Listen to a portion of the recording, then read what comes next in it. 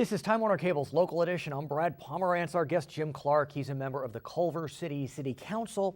And sir, I want to speak with you about the concept of fracking, which is hydraulic fracturing using water to get oil out of rock. Correct. High pressure, a lot of water, high pressure to break the rocks up to free up the oil. And we've heard a lot about it in terms of minor earthquakes on the East Coast, but it's actually happening, or could happen, in Culver City, no? There's some concern about it because we're on an earthkeak fault that runs right through the... Or California on an earthquake fault? Who knew? Everywhere is, exactly.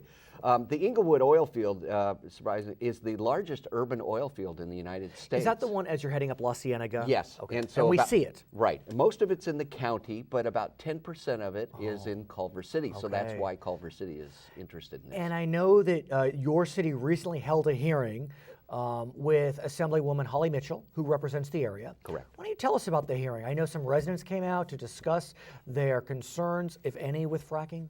Yeah, the purpose was to get more information about it. Unfortunately, the state really does not have any regulations currently regarding fracking. Which is quite surprising, considering California is known for its regulatory environment, especially with regard to environmental issues. Fracking's been going on since the 1960s, but this is a different kind of fracking where there's really a lot of high pressure water and chemicals that are being injected into the wells.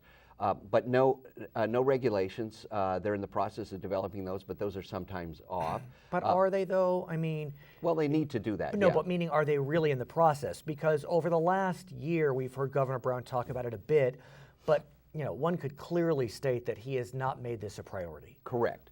But he had a priority of trying to get a sales tax measure passed. I understand. So we're hoping that it will change.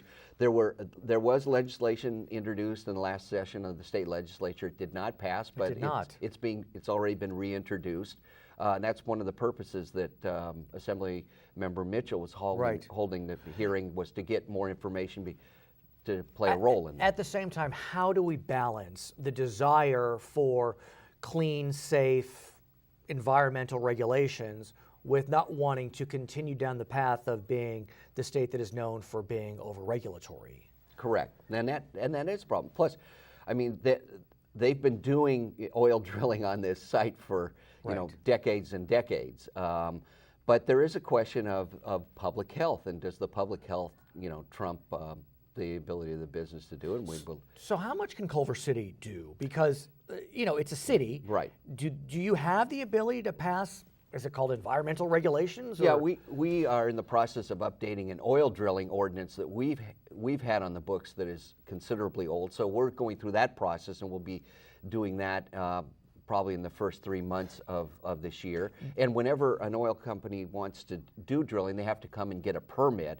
And so there's an opportunity. You have to make sure that there's certain environmental standards and those kinds of things. Whether we can outright ban fracking is questions, and probably would be something that would be settled in a court of law. No doubt. Now, how do you work through these issues given that most of the land, 90%, as you said, is county land?